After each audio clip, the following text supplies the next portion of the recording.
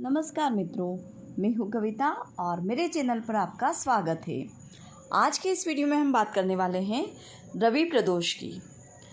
हिंदू पंचांग में हर महीने की त्रयोदशी तिथि को प्रदोष व्रत रखा जाता है। प्रदोष व्रत में भगवान भोलेनाथ की पूजा पाठ का विधान होता है। मान्यता है कि इस दिन पूजा व्रत आदि करने से महादेव शीघ्र प्रसन्न होते हैं और भक्तों के सभी संकट दूर करते हैं। चूँकि यह व्रत रविवार के दिन पड़ रहा है, इसे रवि प्रदोष व्रत कहा जाएगा। तो आइए जान लेते हैं प्रदोष व्रत का शुभ मुहूर्त और पूजन विधि। त्रयोदशी तिथि की शुरुआत 25 जून शनिवार देर रात 1:09 तक होने वाली है और त्रयोदशी तिथि समाप्त 27 जून सोमवार 3:25 दोपहर तक होगी। उदया तिथि होने के कारण यह व्रत रविवार 26 जून को ही रखा जाएगा। प्रदोष व्रत की पूजा का शुभ मुहूर्त 26 जून रविवार शाम 7:23 से लेकर रात 9:23 तक है। अब जान लेते हैं प्रदोष व्रत की पूजा विधि। प्रदोष व्रत के दिन सुबह स्नान के बाद साफ सुथरे वस्त्र पहने, तांबे के लोटे में जल और गुड़ डालकर सूर्य को अर्घ्य दें। इस जल के छींटे अपनी दोनों आँखों पर लगाएं। इसके बाद भगवान शिव के ओम नमः शिवाय मंत्र का जाप करें।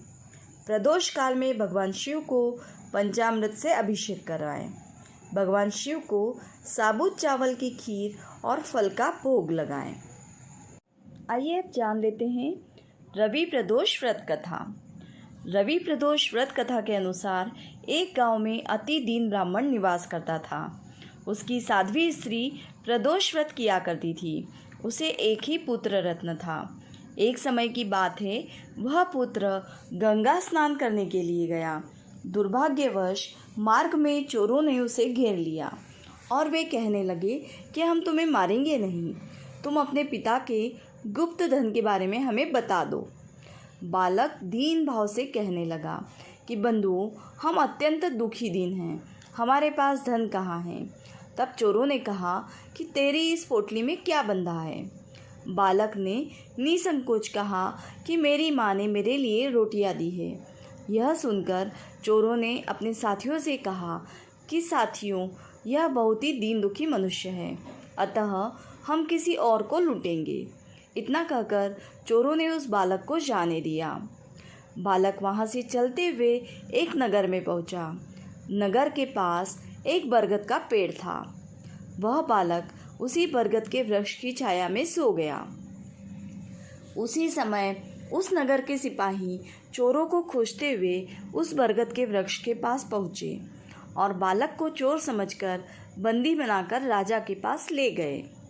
राजा ने उसे कारावास में बंद करने का आदेश दिया। ब्राह्मणी का लड़का जब घर नहीं लौटा तब उसे अपने पुत्र की बड़ी चिंता हुई। अगले दिन प्रदोष व्रत था। ब्राह्मणी ने प्रदोष व्रत किया और भगवान शंकर से मन ही मन अपने पुत्र की कुशलता की प्रार्थना करने लगी। भगवान शंकर ने उस ब्राह्मणी की प्रार्थना स्वीकार कर ली। उसी रात भगवान शंकर ने उस राजा को स्वप्न में आदेश दिया कि वह बालक चोर नहीं है, उसे प्रातःकाल छोड़ दे, अन्यथा उसका सारा राज्य वैभव नष्ट हो जाएगा। प्रातःकाल राजा ने शिवजी की आज्ञा अनुसार उस बालक को कारावास से मुक्त कर दिया। बालक ने अपनी सारी कहानी राजा को सुनाई। सारा वृतांत सुनकर राजा ने अपने सिपाहियों को उस बालक के घर भेजा और उसके माता पिता को राज दरबार में बुलाया। उसके माता पिता बहुत ही भयभीत थे।